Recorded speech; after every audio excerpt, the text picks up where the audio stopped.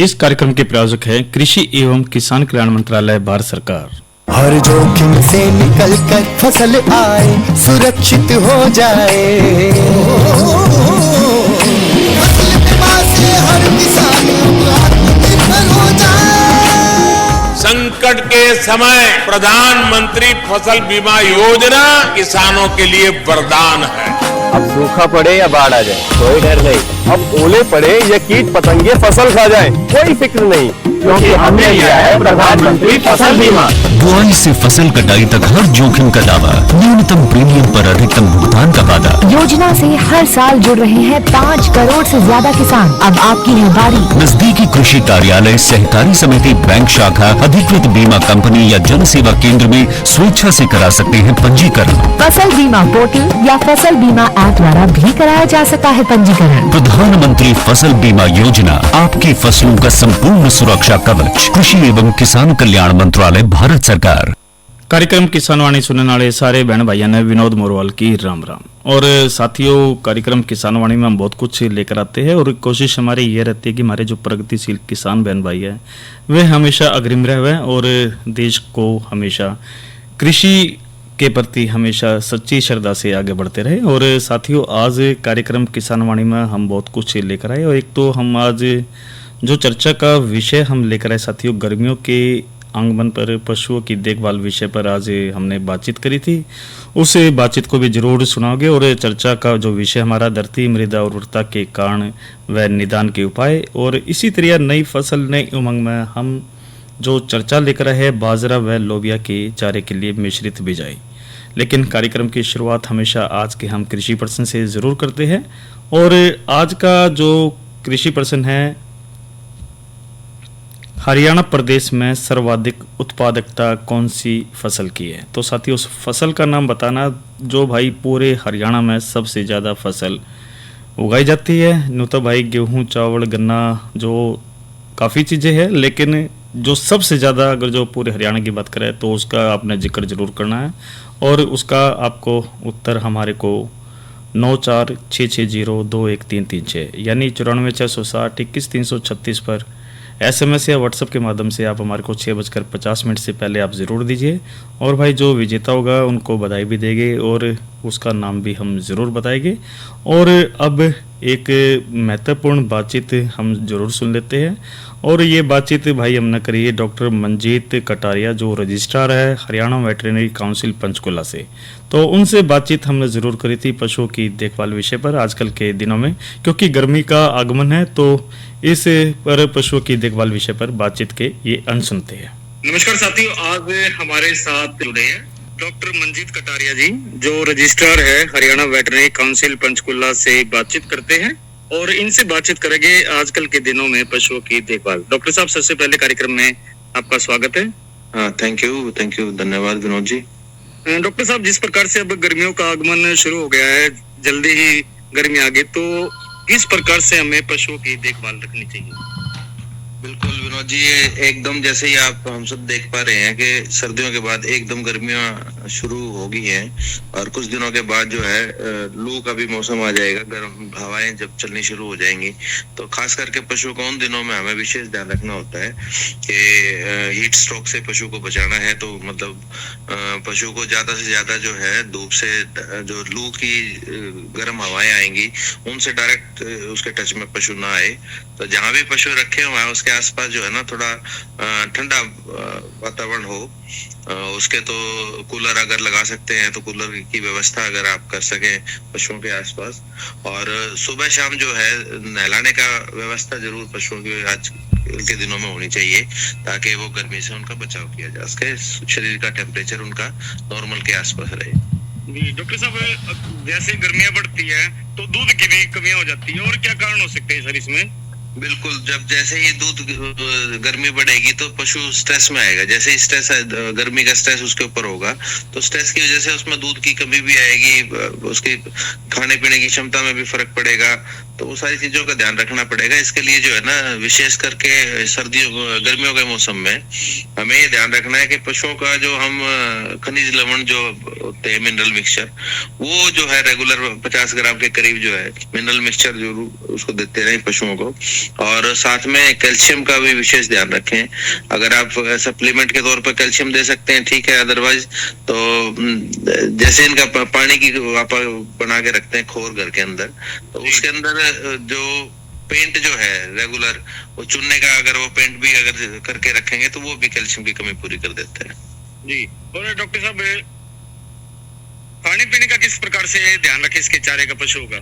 देखो इस गर्मी के सीजन में पानी की कमी हो जाती है शरीर में, तो कोशिश करें कि हरा चारा जितना भी मैक्सिमम जितना अवेलेबल हो उसके हरे चारे का जो विशेष ध्यान रखें। कई बार क्योंकि अब आगे जब गर्मियां तेज हो जाएंगी तो फिर हरा चारा की अवेलेबिलिटी कम हो जाएगी, तो हमारे जो पशुपालक भाई हैं वो कई बार खाली तूड़ी के अंदर पानी या वो जो चोरी लगा के वो करते हैं, तो कोशिश करें कि हरा चारा अगर अवेलेबल हो तो वो, नहीं तो अदरवाइज जो चारे की पूर्ति करने के लिए ना आजकल साइलेज और वो मिल जाता है, तो वो उसका इस्तेमाल हम कर सकते हैं जी। और डॉक्टर साहब जिस प्रकार से आपने इनके आवास की बताई भाई पशुओं को जिधर भी हम आते हैं बाड़े में, तो उसका किस प्रकार से निर्माण होना चाहिए भाई? हवा किस प्रकार से आ जाए, किस तरफ उसका दिशा होनी चाहिए? उसकी हवा इस तरह से हो कि गर्म हवा जो है सीधी पशु के ऊपर ना जाए जी। लू की डायरेक्शन जो है आपकी मतलब सीधी उसके ऊपर ना जाके दूसरे तरीके से वो हो जाए।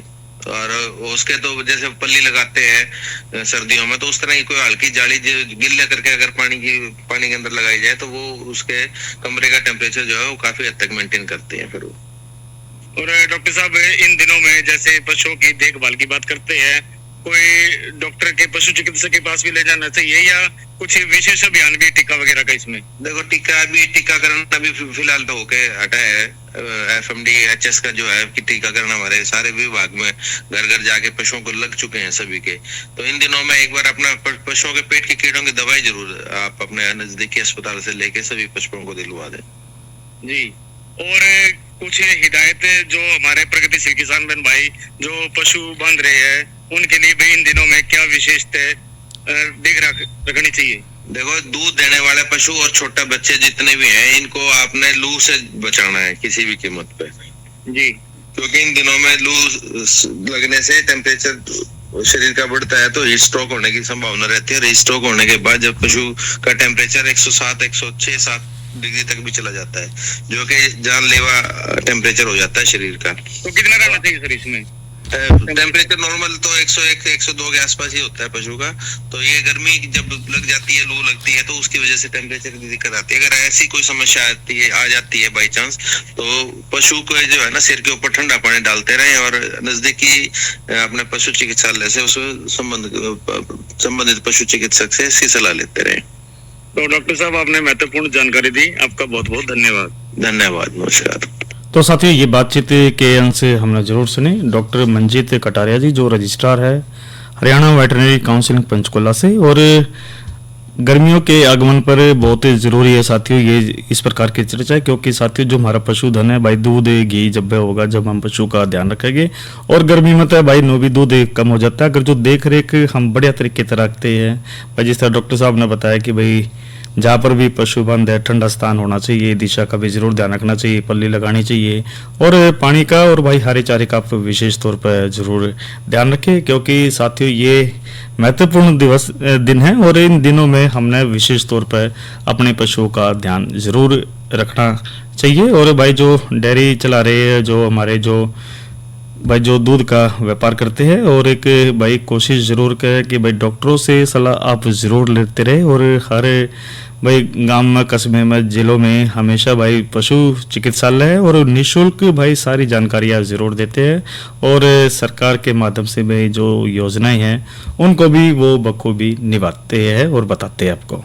और साथियों अब जो चर्चा को ज़रूर आगे बढ़ा देते हैं और भाई ये तो हमने जो चर्चा ज़रूर करी और धरती मृदा उर्वरता के कारण में निदान के भी उपाय की आप इसको ज़रूर जानकारी देंगे, लेकिन साथियों जो मौसम की जानकारी आपको ज़रूर दे देते हैं। आज का जो अधिकतम 23 डिग्री और न्यूनतम भाई 17 डिग्री सेल्सियस रिकॉर्ड किया गया और आने वाले 24 घंटे की भी बात हम ज़रूर कर लेते हैं। अधिकतम 28 और न्यूनतम 16 डिग्री सेल्सियस रहने की संभावना मौसम की। और कल के कृषि कार्यक्रमों की भी जानकारी आपको ज़रूर दे देते हैं। और भाई कल है रविवार और कार्यक्रम हमारा रहता है थारे संदेश हमारे गीत। और पहले ये जो नाम था भाई थारी चिट्ठी था, लेकिन अब भाई जो मोबाइल का ज़माना तो भाई हम भी आपकी गिला ज़रूर चाल पड़े, तो थारे संदेश हमारे गीत और आपकी सभी फरमाइशें हम ज़रूर शामिल करते हैं। और सोमवार को जो हम विषय लेकर आए भाई उसके विषय में भी आपको ज़रूर बताते हैं। इसमें चर्चा का विषय रहेगा संसाधनों के सदुपयोग के लिए कृषि तकनीक के महत्व के बारे में जानकारी देंगे। और आज की नसीहत में हम जो सोमवार को कार्यक्रम लेकर आए कार्यक्रम अन्नदाता में, उसमें बात करेंगे दुधारू पशु में प्रजनन संबंधित समस्याएं व उपचार। भाई दोनों महत्वपूर्ण हैं और जानकारी ये भी महत्वपूर्ण देंगे भाई चना फसल की देखभाल की। तो कार्यक्रम आप जरूर सुनिए। और भाई जो जितनी भी जानकारी है भाई आप अपने पड़ोसी जो आपके साथी है भाई जो खेती करते हैं उनके साथ भी आपको ज़रूर शेयर ये करनी चाहिए। तो साथियों ये तो रही भाई जो कल के कृषि कार्यक्रमों की। और अब भाई हमारे जो प्रगतिशील किसान बहन भाई है ज़रूर इंतजार करें मनोरंजन का, और उसके बाद चर्चाओं को आगे बढ़ाते हैं कार्यक्रम किसान वाणी में। उसकी करनी उसके आगे जिक्र करा न करते, मरती बरिया दुश्मन के सरे दोष धैर्या न करते। उसकी करनी उसके आगे जिक्र करा न करते, मरती बरिया दुश्मन के सारे दोष धैर्या न करते।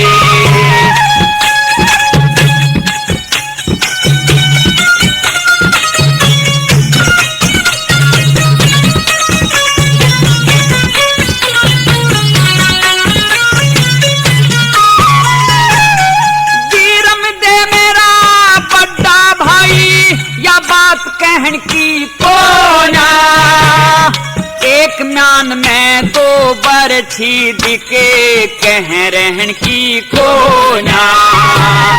दरबारा में शोर माच जाया चोट सहन की कोना। जम्मल भी मेरे भाई का बेटा कोट कहन की कोना।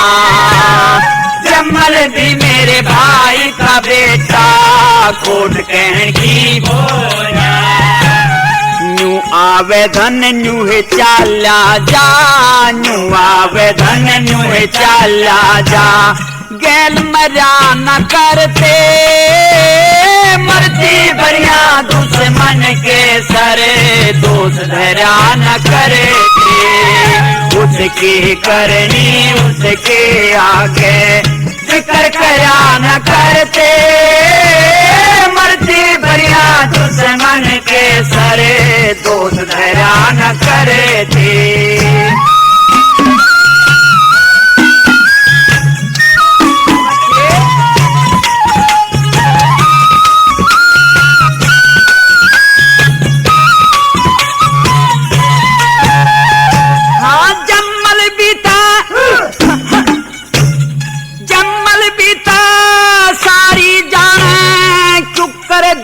हटाऊंगा बालक पण नादान अवस्था क्यों करे घर ते ताऊंगा। 10 मानस का छे हो जावे क्यों कर जीव हलाऊंगा। बेशर्मी ते दरबारा में क्यों करे आंख मिलाऊंगा। बेशर्मी ते दरबारा में क्यों करे आंख मिलाऊंगा। बब्बर शेर भी भूखा मर जा, बब्बर शेर भी भूखा मर जा। पर डाब चरा न करते, मरती बरिया दुश्मन के सरे दोष धैर्या न करते। उसकी करनी उसके आगे जिक्र करा न करते, मरती बरिया दुश्मन के सरे दोष धैर्या न करते।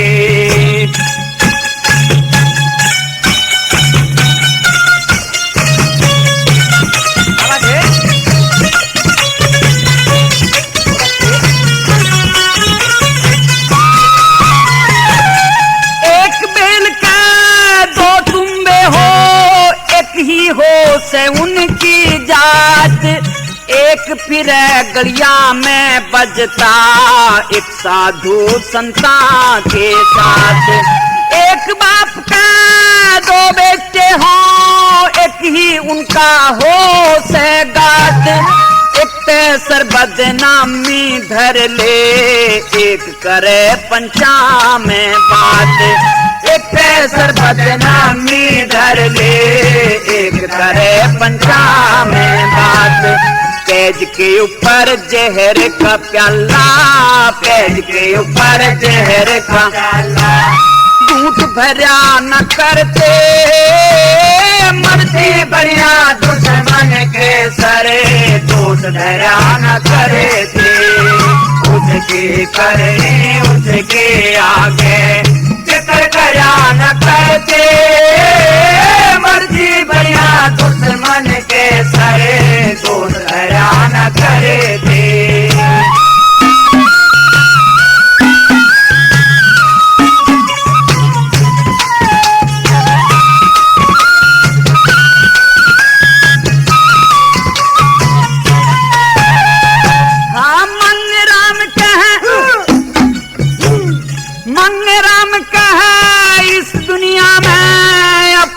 प्यारा घर लागे, नून बिकुआ नून बिकुआ, सब तरिया ते मरे लागे।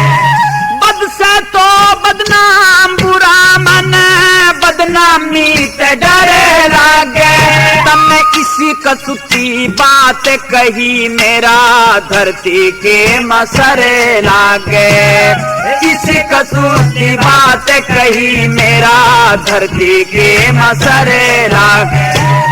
भाई गला बैर करे वो, भाई गला बैर करे वो, कदे फिरा न करते, मरती बढ़िया दुश्मन के सारे, दोष धरा न करे थे। उसके करने उसके आगे जिक्र करा न करते, मरते बढ़िया दुश्मन के सारे, दोष धरा न करे थे। तो साथियों ये तो आपने लोक संगीत सुना, और वास्तव में साथियों देखो किसी की बुराई हमने करनी नहीं चाहिए। जो जैसा कर्म करता वो जरूर बढ़ता है, और भाई जो चीज़ चलेगी तो उसकी के बुराई करनी है, क्योंकि अपना कर्म बढ़िया होगा तो भाई सारी चीज़ बढ़िया होगी। और वैसे भी साथियों हरियाणा की धरती पर तो भाई जो कुरुक्षेत्र में उपदेश दिया गया भाई कर्म करे जा फल की इच्छा मत कर, और हमें नित्य अपना कर्म जरूर करना चाहिए।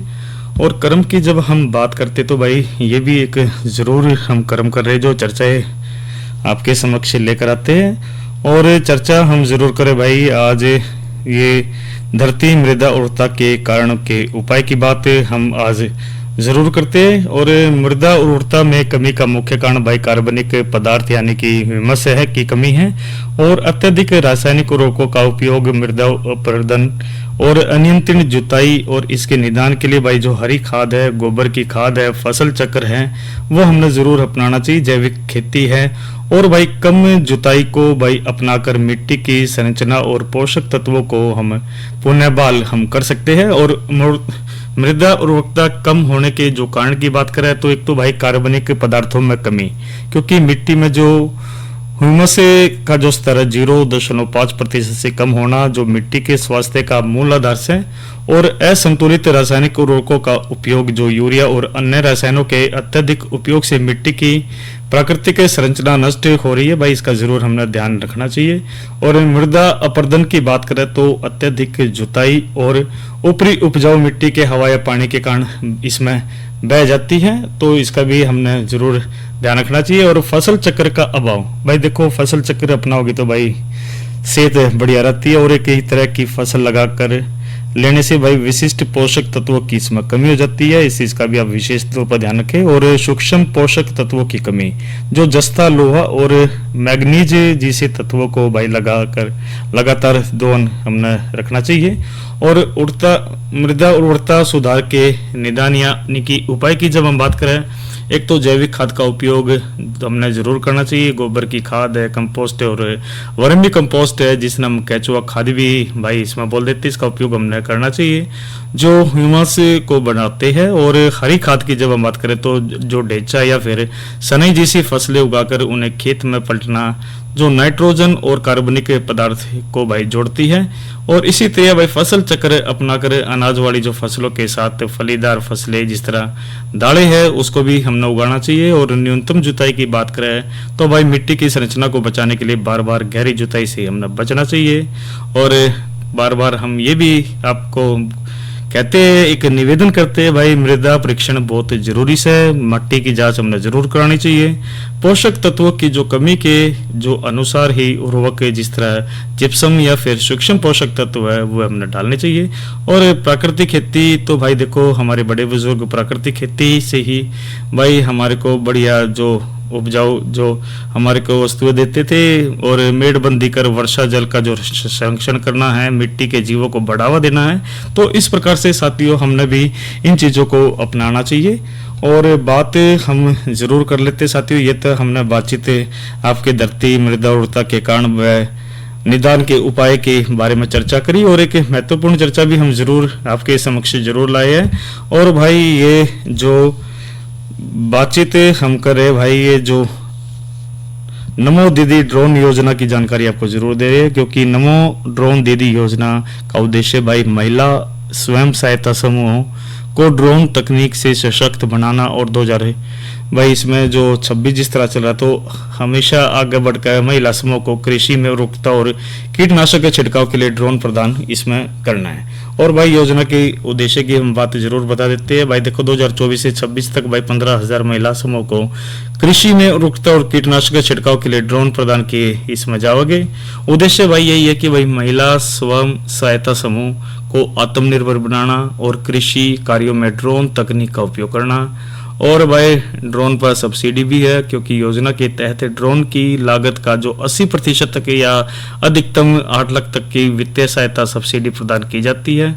और भाई शेष बची हुई 20% लागत के लिए समूह राष्ट्रीय कृषि अवसंरचना वित्त पोषण सुविधा जिसने AIF भी बोल देते हैं, उससे भाई 3% ब्याज सब्सिडी के साथ ऋण प्राप्त इसमें कर सकते हैं। और प्रशिक्षण की बात करें तो भाई चयनित जो महिलाएं होती है उनको ड्रोन उड़ाने और तकनीक महलों को 15 दिनों में भाई 1 हफ्ते का जो प्रशिक्षण दिया जाता है, जिससे भाई ड्रोन रिमोट पायलट सर्टिफिकेट भी भाई इसमें शामिल है। और इसमें भाई आय की जरा तक बात है तो भाई ये जो ड्रोन से किसानों को किराए पर देकर प्रति वर्ष लगभग 1 लाख रुपए की अतिरिक्त आय का लक्ष्य इसमें रखा गया है। और भाई देखो जो ड्रोन के माध्यम से तरल उर्वरकों कीटनाशकों का समान और प्रभावी जो छिड़काव भाई इसमें कार्य क्षेत्र में आता है। तो कुल मिलाकर भाई ये जरूरी है कि भाई देखो आत्मनिर्भर हम जब भी बनेंगे जब हम नई नई चीजों में भाग लेंगे। तो साथियों ये बातचीत हमने जरूर करी। और इसी तरह साथियों PIBF की भी जानकारी आपको जरूर दे देते हैं भाई, घर बैठे आप सारी जानकारी ले सकते हैं। और किसान कॉल सेंटर नंबर भाई 1551 भाई ये भी भाई बहुत ज़रूरी है। और कार्यक्रम की शुरुआत में साथियों हमने आपसे एक महत्वपूर्ण प्रश्न ज़रूर भाई इसमें पूछा था और इसका भी आपको ज़रूर सही उत्तर दे देते हैं। एक बारी प्रश्न आपको ज़रूर बता देते हैं। और हमने जो प्रश्न पूछा था, हरियाणा प्रदेश में सर्वाधिक उत्पादकता कौन सी फसल की है? और भाई इसका जो सही उत्तर है भाई गन्ना, क्योंकि भाई गन्ना जो प्रदेश के अंदर सबसे ज्यादा उगाया जाता है। वैसे तो अन्य फसल भी है, लेकिन भाई जब सर्वाधिक की बात आती है तो उत्पादकता की, तो भाई गन्ना फसल है।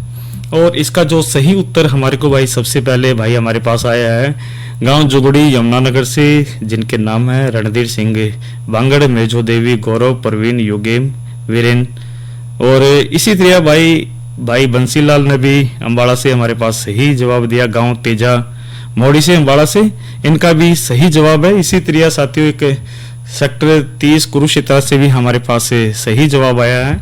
और भाई जो भारत और पारस और बबीता, और इसी तरह साथियों एक और सही जवाब आया भाई इसमें मनोज कुमार और निशा निधि और रेखा देवी, धर्मपाल और परिवार के सभी सदस्य। तो साथियों आपको बहुत बहुत बधाई।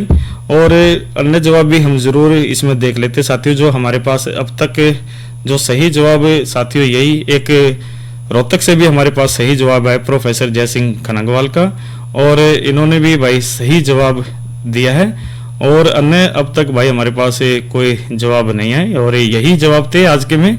और हमारी कोशिश रहती है साथियों हर जवाब को हम जरूर इसमें शामिल करें। और अब साथियों कार्यक्रम में ये सुनते हैं संदेश। अरे अरे अरे क्या कर रहा है? इधर इधर इधर हम बोल रहे हैं तेरे बीजू का। उतला बोल रहा है? हाँ, पक्षियों से तो हम खेत को बचा लेते हैं, पर इन घातक रसायनों से कैसे बचाएं? मतलब? देख बेटा, तू जो ये अंधाधुंध रसायन मिलाता है ना, मिट्टी की सेहत बिगड़ने लगी है, और जब माटी ही कमजोर पड़ जाएगी तो उपज कैसे सेहतमंद होगी? अरे पहले ऐसा नहीं था, पूछना अपने बड़े बुजुर्गों से, कैसे फसल लहलहाती थी, शुद्धता झलकती थी। हाँ, माटी भी तंदुरुस्त और लोग भी। तो अब पहली वाली बात कहाँ? पर अब तो सब यही डाले हैं। सब नहीं, आज भी लाखों जागरूक किसान परंपरागत विधि से फसल उगा रहे हैं, खर्चा कम और उपज की कीमत भी बेहतर पा रहे हैं। सच है? रे बेटे, एक्सपीरियंस से बता रहे हैं, धूप में बाल सफेद नहीं किए हैं। हाँ। ठीक है भाई, मैं भी आज से जल्दी खेती शुरू करूंगा। माटी से प्रेम की परंपरा है, परंपरागत खेती। तो साथियों आज के कार्यक्रम के इस अंक में इतना ही, और हमारे जो महत्वपूर्ण कार्यक्रम है भाई हम आकाशवाणी कुरुक्षेत्र के YouTube चैनल पर भी अपलोड करते हैं, और आप वहां पर भी हमारे कार्यक्रमों से बने रहते हैं। इसी तरह साथियों आजकल मोबाइल का जो ज़माना है, तो मोबाइल पे आप ऐप के माध्यम से भी हमारे साथ लाइव जुड़ सकते हो, और FM का ज़माना है, तो साथियों न्यूज़ ऑन एयर या अन्य जो वेब है आप उससे हमारे साथ सीधे जुड़ सकते हैं। तो साथियों आज के कार्यक्रम के इस अंक में इतना ही, और इस कार्यक्रम के प्रायोजक थे कृषि एवं किसान कल्याण मंत्रालय भारत सरकार। अपने साथी विनोद मोरवाल को दीजिए इजाजत। अच्छा बहनों और भाइयों, राम राम।